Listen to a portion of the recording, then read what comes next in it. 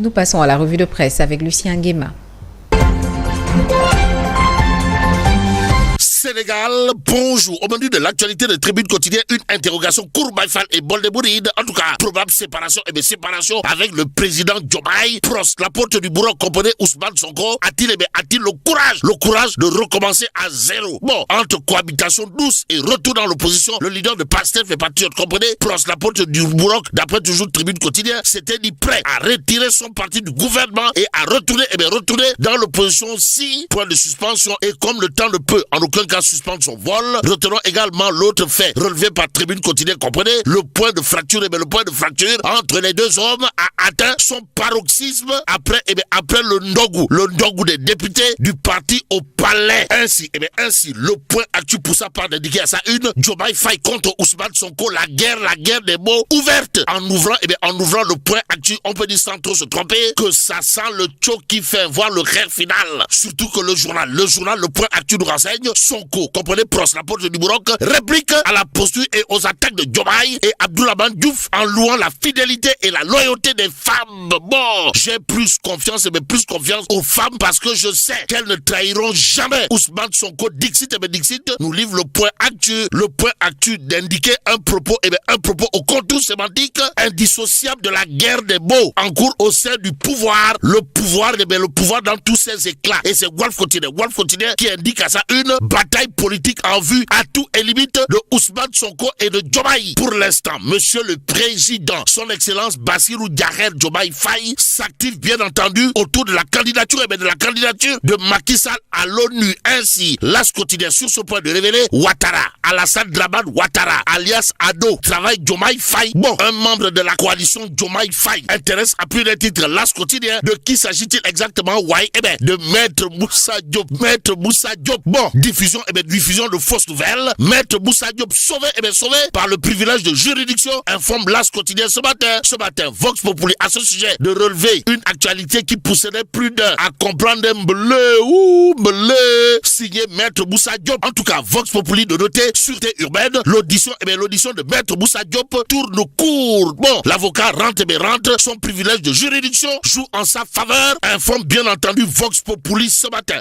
L'autre journal qui en parle, c'est Tribune Quotidien, le quotidien du groupe des médias. Au chapitre de la convocation de Maître Moussa Diop de relever la nullité de la procédure sauve l'avocat. Un véritable coup KO. De Sawai, Maître Moussa Diop qui aura probablement de quoi esquisser des pas de Wango de Dakar à Podor au regard du fait qu'il soit sorti de son audition blanc comme du biradam. Même s'il est dit Congol Kondiam. Retenons en tout cas ce que nous livre Tribune Quotidien au chapitre de la convocation de Maître Moussa Diop, comprenez, la nullité de la procédure sauve bien entendu l'avocat. Un véritable coup KO de Maître Moussa Diop qui apparemment a envoyé Mbaye Projet dans les cordes, un coup de la corde à linge pour les adeptes du WWF. Signé Maître Moussa Diop au regard de ce que nous livre l'Observateur ce matin. Le journal en tout cas indiqué propos tenus à l'encontre du Premier ministre Sawai. Maître Moussa Diop enfonce le clou en quoi faisant? En disant billahi, wallahi, tallahi, je ne regrette rien et absolument rien. Propos de Maître Moussa Diop à lire bien entendu dans l'Observateur ce matin. Il est question pour le journal du groupe Futur Média de nous livrer l'entretien détonnant après sa sortie hier soir de la sûreté urbaine de Dakar. Bon, sa réponse énigmatique à propos de sa convocation aujourd'hui au parquet général à midi. À lire également dans l'Observateur l'autre information. Comprenez, le colonel Kébé entendu par la police dans le cadre de sa plainte contre l'avocat. Et pendant ce temps, révélation quotidienne de s'intéresser à Aïssatou Diop Fall, journaliste chevronné de classe exceptionnelle de son état et en l'état. On peut lire les propos Kourbaïfal et Boldebouride pour ne pas dire les toui signé Aïssatou Diop Fall à la une de révélation, à savoir la BNDE. La BNDE harcèle pour contenter Ousmane Sonko. On est où là? C'est l'interrogation qui s'imposerait. En tout cas, Tribune Quotidienne de revenir, histoire de nous livrer l'autre pavé dans la barre, pour ne pas dire l'autre coup de pied dans la fourmilière. En tant que femme patronne de presse, la presse et l'État doivent soutenir Aïssatou Diop Fall et non, la combattre et à tort, s'il vous plaît. Ce qui plaît au journal Les Échos, c'est d'afficher la sortie au vitriol de Bokar Diong, porte-parole de l'APR. En tout cas, l'homme, à propos propos de la traque des dignitaires de l'ancien régime de tourner à plein régime. Le journal Les Échos de nous apprendre que Bokar Diong, porte-parole de l'APR, fustige et parle de vendetta. Eh bien, de vendetta politique, d'où notre intérêt de rester avec Les Échos. Le journal de révéler, en tout cas, retour sur un arrêt querelle. En tout cas, la chambre d'accusation a lavé totalement, pour ne pas dire complètement, et voire carrément Farba Ngom. Ainsi, libéré Farba Ngom. Voilà ce qu'elle veut dire. Bon, la preuve, selon la cour, les fonds entre Tahirou et Farba constituent des deniers privés. Aussi, Tahirou est bien fondé à utiliser l'argent pour payer des prestations contractées auprès de Farba Ngom. Voilà ce qu'a retenu la cour, si on en croit Les Échos. Le journal d'ajouter également ce qu'a dit la chambre d'accusation. Comprenez, les fonds de Tahirou